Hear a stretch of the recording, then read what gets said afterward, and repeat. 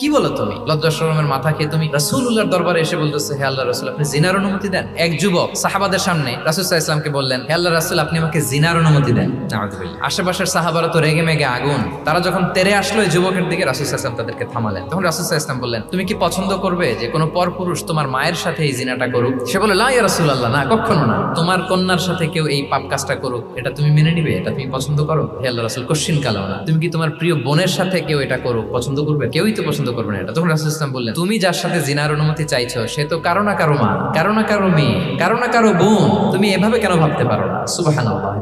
এই কথা বলার পরে তো সে একেবারে ইমোশনালি এমন ড্যামেজ হয়েছে, লজ্জায় কাচুমাচু হয়ে মাথা নিচু করে দাঁড়ায়। তখন রাসূল ইসলাম তার জন্য দোয়া করলেন। ওই দিনের পর থেকে এই যুবক কখনো কোনো পরনারীর দিকে রাস্তায় তাকায় নাই। মানুষের আবেগ অনুভূতিতে নাড়া দিয়ে যদি আপনি তাকে কোনো কথা, কোনো নাসিহাত করেন, তখন সেটা সে শোনে। এমন শোনা শুনে এমন ভাবে সে হেদায়েতের পথে আসে যেটা আমরা কল্পনাও করতে পারি না।